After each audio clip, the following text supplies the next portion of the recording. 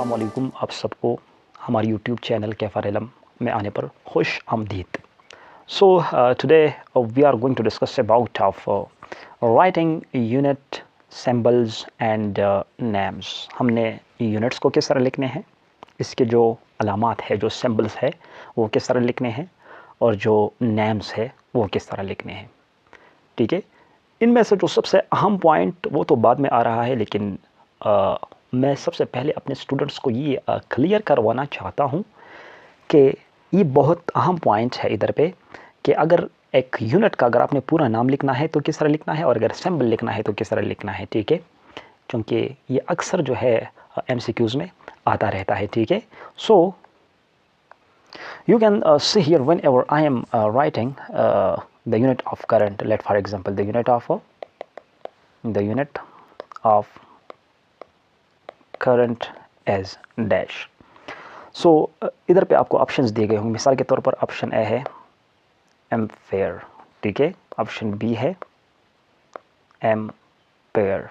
ठीक है, तो इनमें से आप लोगों ने ये ऑप्शन चूज़ करना है, क्योंकि अगर आपने पूरा का पूरा यूनिट का नाम लिखना है तो ये आपने स्मॉल लेटर्स में लिखना है। ठीक है ना, और अगर ये आप चूज़ करें तो याद रखिए ये जो है ये फिजिकिस्ट जो था जिसने करंट पे काम किया था या कोई साइंटिस्ट है, ठीक है ना, ये इसका नाम है। ठीक है, सो आपने अगर पूरा का पूरा यूनिट का नाम लिखना है तो आपने स्मॉल लेटर्स में लिखना है।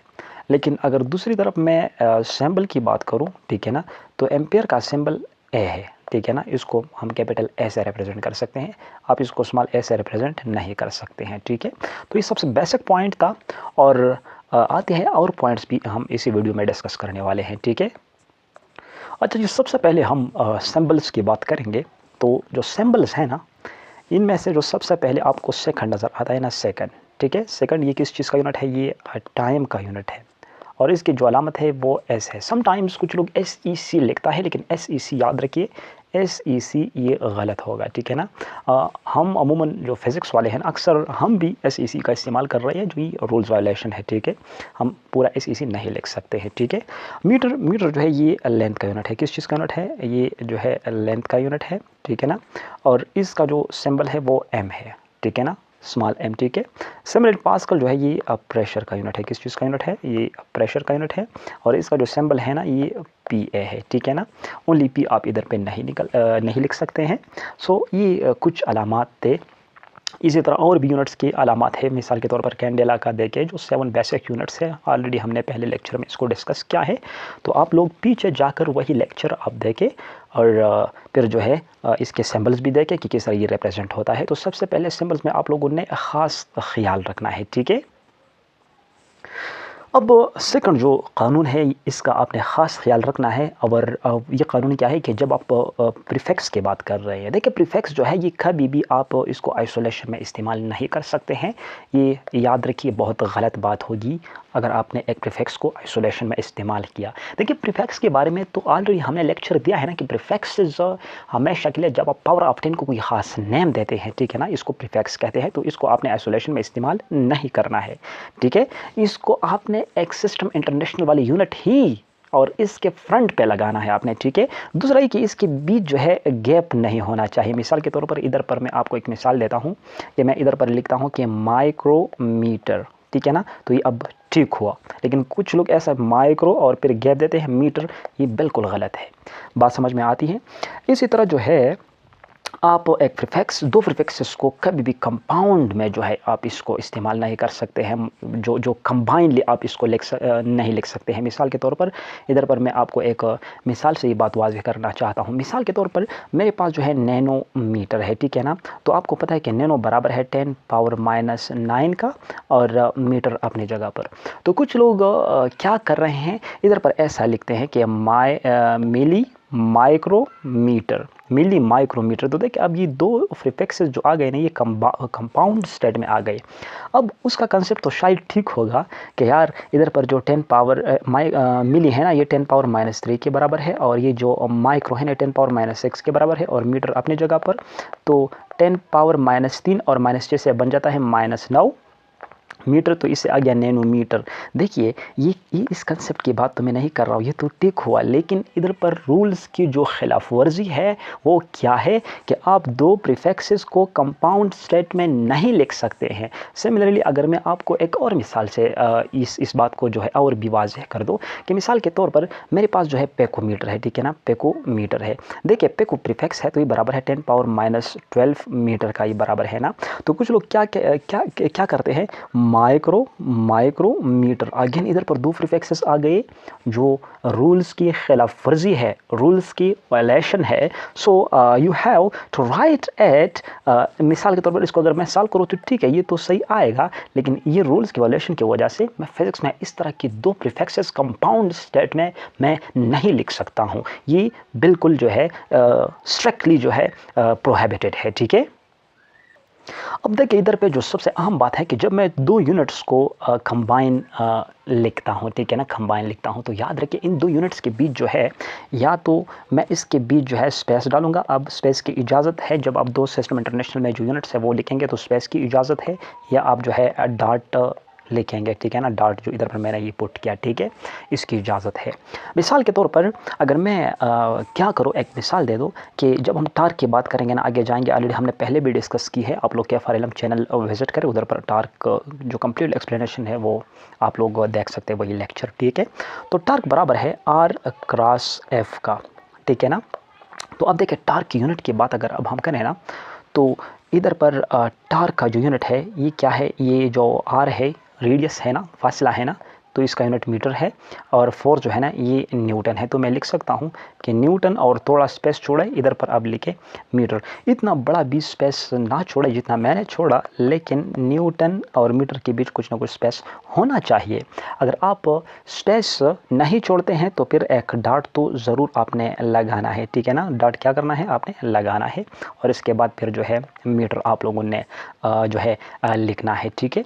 लेकिन जब मैं डिवीज़न की बात करूँ, मिसाल के तौर पर इधर पर मैं स्पीड की बात करूँ कि स्पीड क्या होता है, तो आप लोग कहते हैं कि जब कोई बॉडी डिस्टेंस ट्रेवल कर रहा है और पर यूनिट टाइम में वही डिस्टेंस जो है ट्रेवल होती है, तो याद रखिए इधर पर मैंने डिवीज़न डाला। तो अगर दो यूनिट्स आप डिवीज़न में लिखते हैं तो आप एक ऑब्लिक का साइन, जिसको हम कह सकते हैं, या इसको हम जो है स्ट्रोक भी कह सकते हैं, ठीक है ना। तो आप इसको इस तरह लिख सकते हैं कि मिसाल के तौर पर द यूनिट ऑफ स्पीड है, सो डिस्टेंस का यूनिट मीटर है, और ऑब्लिक टाइम का यूनिट क्या है, ये सेकंड है, ठीक है।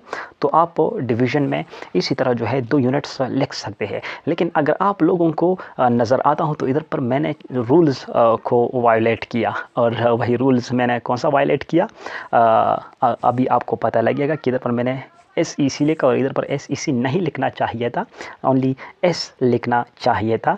अगर पुख्तो के मतलब लेचे अदत बला तो बिस्मिल्लाह नाउड़ी। Okay, so we can also write this metre per second is metre अपनी जगह पर, और सेकंड जब ऊपर जाएगा तो इनवर्स में चला जाएगा।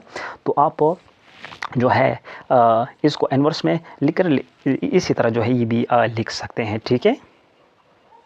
अच्छा, नेक्स्ट जो सबसे अहम बात है एब्रीवेशंस। देखिए एब्रीवेशंस जो है यूनिट्स के केस में एब्रीवेशन स्ट्रिक्टली प्रोहिबिटेड है। इधर पर मैंने क्रॉस पुट किया है, तो इस क्रॉस मतलब ये है कि you are not allowed to abbreviate any unit and physics. और वो कैसा, मिसाल के तौर पर मैंने आप लोगों को सबसे पहले जो गलतियाँ मैंने की है कि सेकंड की जगह मैंने एक जगह पे पुट किया SEC एब्रीवेशन है, ये बिल्कुल गलत है। आप सेकंड की जगह क्या पुट करें, ओनली S पुट किया करें, ये सिंबल है, ठीक है ना। अब इधर पर कुछ लोग क्या कर रहे हैं कि मिसाल के तौर पर लिखते हैं कि अगर मैं क्यूबिक सेंटीमीटर लिखूँ ना, क्यूबिक सेंटीमीटर लिखो, तो वो लोग क्या कहते हैं, इसका एब्रीवेशन लिखते हैं C क्यूबिक सेंटीमीटर। ये अलाउड नहीं है। आपने क्यूबिक सेंटीमीटर इसी तरह जो है यही लिखना है, और अगर इसी तरह नहीं लिखना है तो आप लोगों ने पूरा का पूरा जो नाम है ना, वही नाम आप लोगों ने लिखना है, क्यूबिक सेंटीमीटर, ठीक है ना। पूरा का पूरा नाम आप लोगों ने क्या करना है, लिखना है, ठीक है। इसी तरह जो है स्क्वायर मिलीमीटर हुआ, तो स्क्वायर मिलीमीटर कुछ लोग जो है इस तरह लिखते हैं, जो गलत है, ठीक है ना। स्क्वायर मिलीमीटर, ठीक है ना, ये एब्रिविएशन है। हालांकि स्क्वायर मिलीमीटर क्या होता है, मिलीमीटर के ऊपर आपने स्क्वायर लिखना है और यह पूरा का पूरा जो है आपने नाम लिखना है, ठीक है। तो इसी तरह जो है मीटर पर सेकंड जब हम कहते हैं तो हम कह सकते हैं यार ये गाड़ी या इस चीज़ की स्पीड इतना एमपीएस था।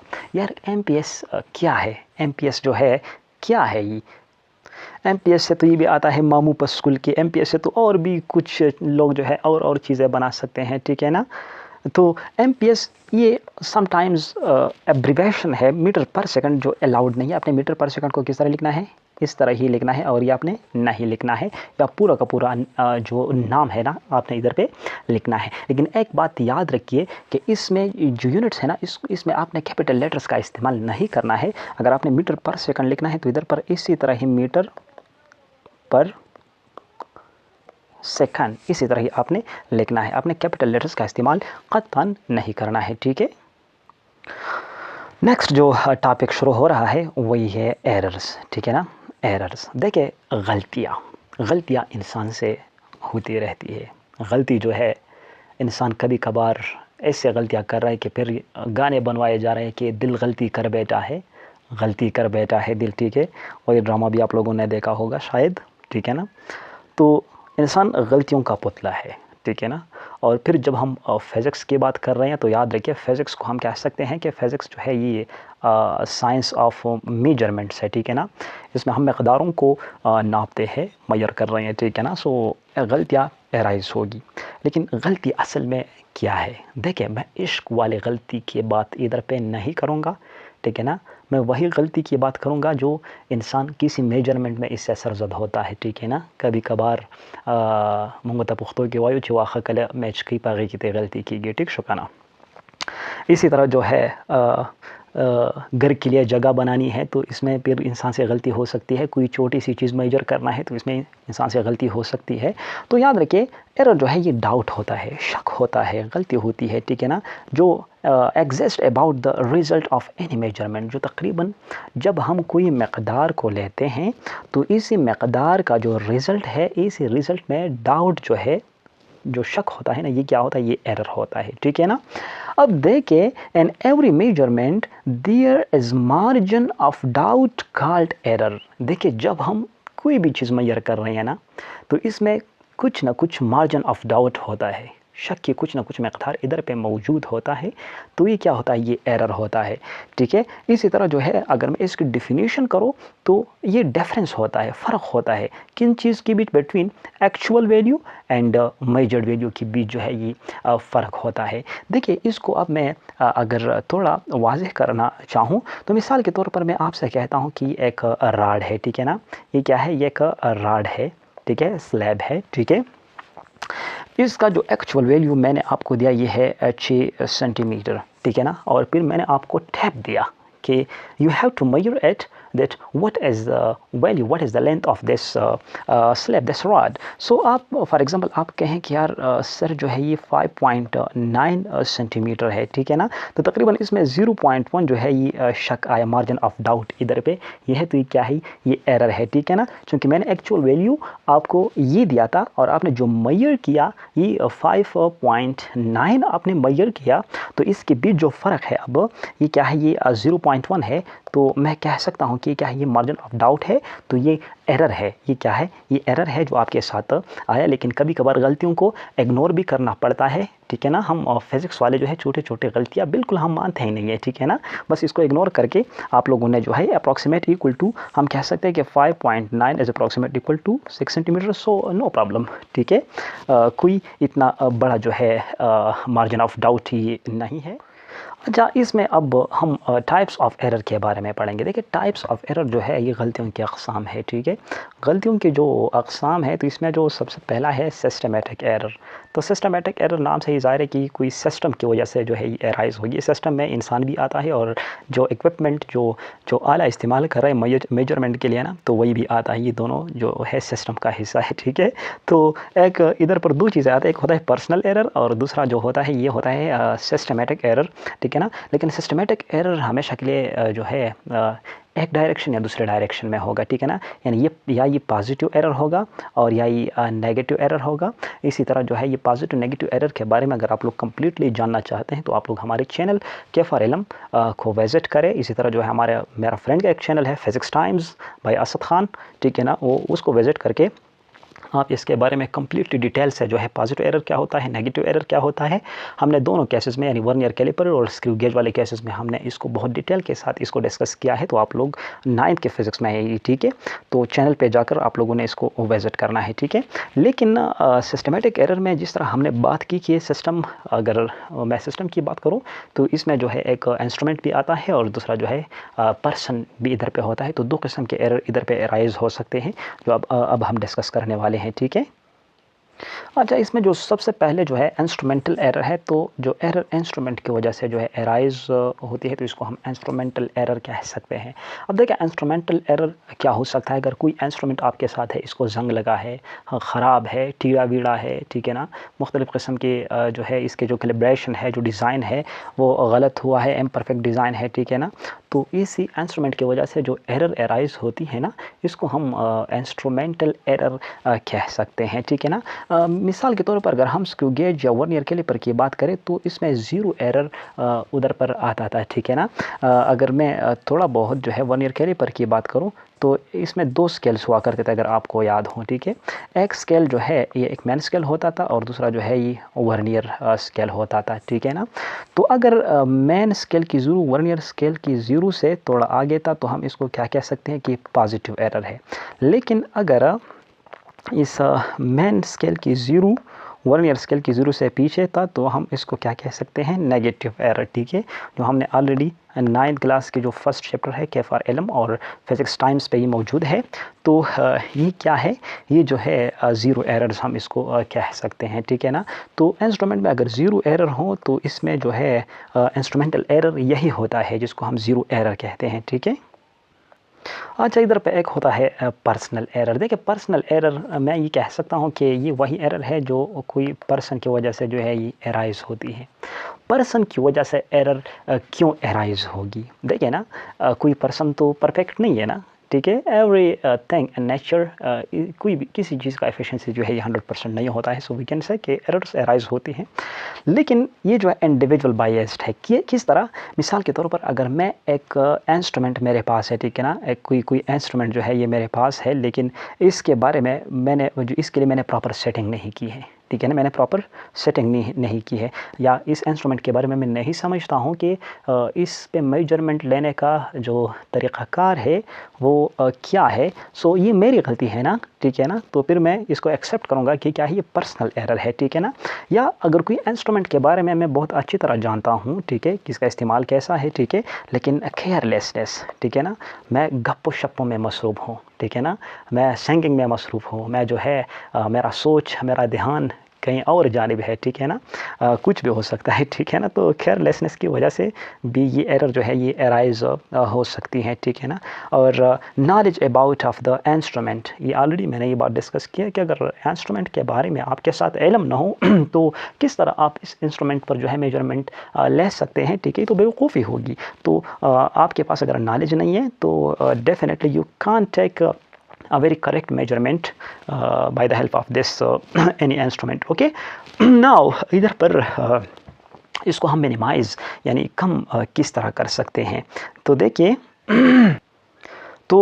जो मिनिमाइजेशन का तरीक़ा है ना कि इसको किस तरह हमने मिनिमाइज़ करना है, ठीक है, मिनिमाइज़ करना है। तो एक्सपेरिमेंटल टेक्निक्स, आपको इन चीज़ों के बारे में इल्म होना चाहिए कि अगर आपके पास कोई इंस्ट्रूमेंट है तो आप इसके बारे में कितना जानते हैं, क्या आपने कोई एक्सपेरिमेंटली इसका इस्तेमाल किया है या नहीं किया है। तो इसके लिए जो है आपने एक्सपेरिमेंटल टेक्निक्स अगर आपके पास हो तो definitely you can minimise this personal error. And second one जो है, जितना भी पॉसिबल हो तो आपने जो बेटर से बेटर इंस्ट्रूमेंट है ना, बेहतर से बेहतर जो आला है, बेहतर से बेहतर आला आपने लेना है और इसके ऊपर जो है आपने मेजरमेंट लेना है। So when ever about of this points, so definitely you will take a very correct measurement of any quantity, okay. अच्छा जी, next one is random error. तो याद रखें रैंडम जो होते हैं, मैं कह सकता हूँ कि रैंडम का मतलब है इर्रेगुलर। तो ये जो है एक्चुअली ये इर्रेगुलर एरर होता है। क्या होता है? इर्रेगुलर एरर जो है ये होता है, ठीक है ना? क्योंकि ये एरर जो है अराइज हो सकता है due to the unpredictable fluctuations and experimental conditions और एनवायरनमेंट, ठीक है ना? कोई ऐसे हों, ठीक है ना, अनप्रेडिक्टेबल हों, ठीक है ना? तो ये क्या होता है, अनप्रेडिक्टेबल फ्लक्चुएशंस की वजह से जो एरर अराइज होते हैं ना, वो क्या होता है, रैंडम एरर होता है। मिसाल के तौर पर टेम्परेचर में कोई तब्दीली आ जाए, या ह्यूमिडिटी में, या जो विंड का वेलोसिटी है इसमें जो है कोई तब्दीली आ जाए, so definitely we can say that this is what, ये क्या है, ये रैंडम एरर है, ठीक है ना? अब इसी हालत में अगर कोई बंदा जो है एक एक्सपेरिमेंट को बार बार रिपीट कर रहा है और इसका ऑब्जर्वेशन कर रहा है, ठीक है ना, और वही ऑब्जर्वेशन सेम आता है, तो हम कह सकते हैं कि इधर पर जो है जो अनप्रेडिक्टेबल फ्लक्चुएशंस है ये ज़ीरो है। लेकिन जब आप एक एक्सपेरिमेंट को बार बार रिपीट कर रहे हैं और हर दफ़ा आप जो है रीडिंग्स डिफरेंट लेते हैं, तो अब हम कह सकते हैं कि इधर पर कुछ अनप्रेडिक्टेबल फ्लक्चुएशंस हैं। सो दैट्स वाई कि हर बार हमारे पास जो रीडिंग्स है ना, वो क्या आता है, वो डिफरेंट आता है, ठीक है ना? अच्छा जी, नेक्स्ट जो हम बात करेंगे वो ये लीस्ट काउंट, ठीक है ना? तो लीस्ट का मतलब होता है कम, और काउंट का मतलब है to measure, to count, okay? So वही इंस्ट्रूमेंट जिसके मदद से हम कम से कम कितना मेजरमेंट ले सकते हैं, इसको हम क्या कह सकते हैं, इसको हम लीस्ट काउंट कह सकते हैं। तो जो डिफिनीशन है लीस्ट काउंट का, कि the smallest value that can be measured by any measuring instrument is called what, least count, LCT के लीस्ट काउंट, ठीक है? तो वही डिफिनेशन हुआ कि स्मॉलेस्ट वैल्यू हम कितना मेजर कर सकते हैं एक इंस्ट्रूमेंट की मदद से, ठीक है ना? तो ये क्या होता है, ये इस इंस्ट्रूमेंट का लीस्ट काउंट होता है। मिसाल के तौर पर अगर इधर पर आप देखें तो मैंने वर्नियर कैलिपर का जो लीस्ट काउंट इधर पे है, ठीक है, मैंने लिखा है 0.01 cm है, यानी 0.1 mm है, ठीक है ना? ये सेंटीमीटर में है और ये मिलीमीटर में है, ठीक है? इस तरह स्फेरोमीटर, जिसको हम स्क्रू गेज भी कह सकते हैं, इसका जो लीस्ट काउंट है वो है 0.001 सेंटीमीटर, यानी स्क्रू गेज या स्फेरोमीटर की मदद से हम वर्नियर कैलिपर से भी कम मेजरमेंट जो है ले सकते हैं, ठीक है ना? तो मिलीमीटर में क्या है इसका लिस्ट काउंट, 0.01 mm है, ठीक है ना? इसका जो मज़ीद डिटेल है आप 9th क्लास फिज़िक्स जो कि FRLM और फिज़िक्स टाइम्स पे इसका लेक्चर है, आप वही चैनल्स विज़िट करके आप इसको देख सकते हैं, ठीक है?